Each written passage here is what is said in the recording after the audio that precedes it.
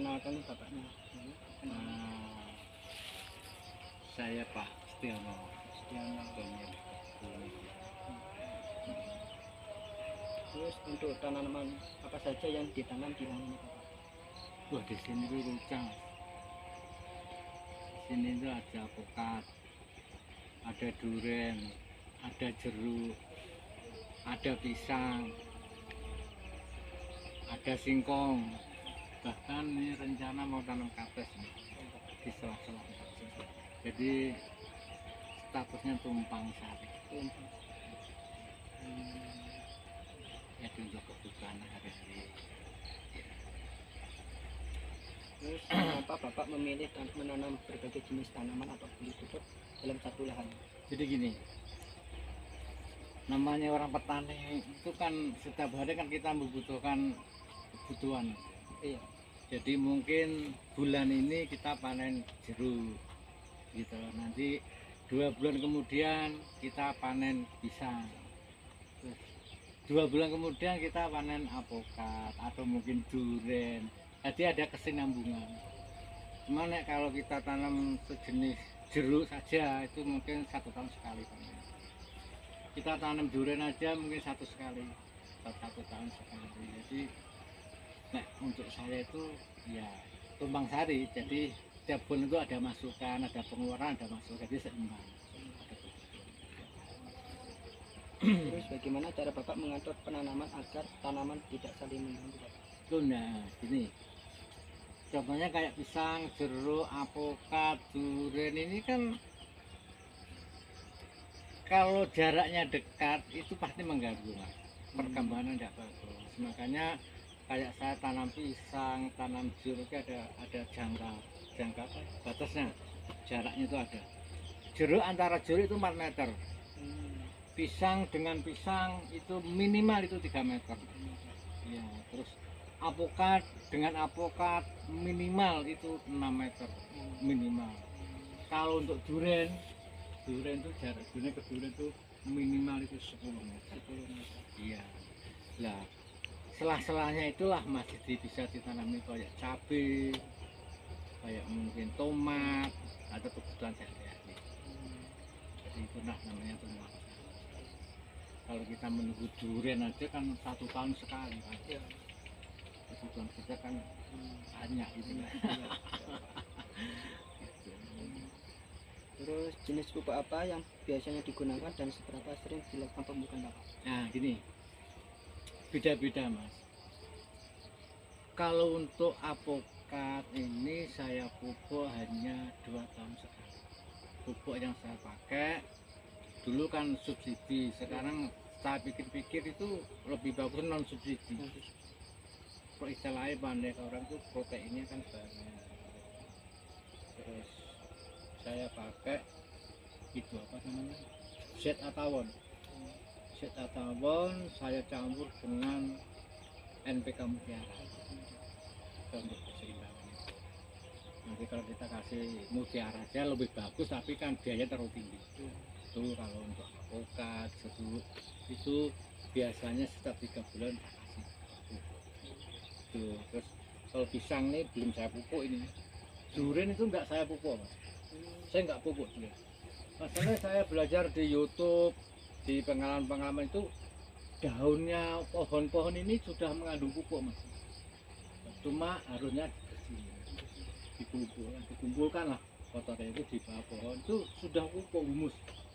Itu pupuk ini sudah termasuk pupuk. Ternyata aku belum pernah pupuk durian, belum pernah Mas.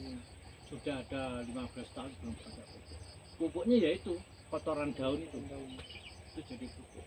Harus kemarin jadi pupuk. Bagaimana cara pengolahan air atau penyiraman pada lahan ini Pak? Ya gini, saya kan punya sumur di sana, Ya. submersible. Jadi kalau musim penghujan ya kita kan nggak perlu untuk pengairan ya. Tapi kalau musim kemarau, jadi kalau musim kemarau itu tergantung kondisinya pohon. Itu kadang-kadang saya itu kasih air itu kalau pohon jeruk, alpukat itu kadang-kadang itu 2 minggu sekali. Iya. Tapi kalau ada tanaman cabai, tanamannya raman genangan kekeringan itu 1 minggu sekali kita kasih air ya. Kalau itu kalau musim kemarau, Iya. kalau ini enggak. Kalau musim-musim ini enggak. Ini kan musim penghujan. Iya. Terus hama atau penyakit apa yang sering menyerang tanaman dan bagaimana cara mengatasinya? Gini. Kalau untuk hama pisang itu biasanya layu fusarium. Daunnya ngering dari bawah itu, Mas.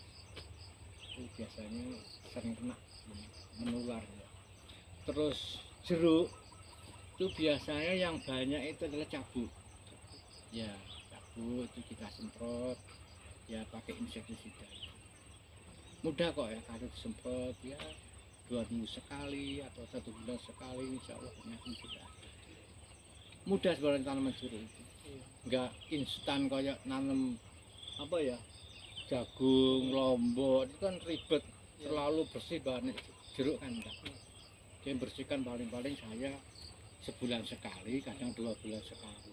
Apalagi apokat itu penyakitnya apa ya, aku belum pernah ngalami ada penyakit apokat, tahu-tahu mati gitu aja, nggak tahu penyakitnya apa, diserang dari bawah itu. Nah cara ngatasinnya kayak jeruk gini ini kan ya disemprot Mas, pakai insek, semprot pakai insek, bila perlu dikasih ditan untuk berjamurnya itu, dicampurin itu aja Pak, nggak begitu ribet. Jadi saya cari tanaman itu yang nggak ribet. Saya seperti nanam buah semangka, melon saya nggak sama, karena saya sudah tua, saya sudah purna, jadi saya cari tanaman yang santai, nggak harus ketergantungan dengan tenaga harus bersih enggak. Kayak jeruk, pisang, apokat, ini kan nggak harus bersih kan enggak, wajar-wajar aja lah kalau ada kotoran di bawah. Ada suku tinggi gini nanti kalau disemprot kan hilang. Ini besok saya semprot ini. Dikurangi terus. Di sini banyak Mas. Tanaman saya itu kayak ada lemon juga ada. Ini jeruk pecel, ini jeruk buah, jeruk manis, keprok, apokat. Banyak sampai ke belakang ya. Sampai di belakang. Nanti kalau mau ke belakang monggo. Kemarin Menurut Bapak, bagaimana kondisi tanah di sini sekarang? jadi gini, untuk kondisi tanah di sini tuh gimana ya?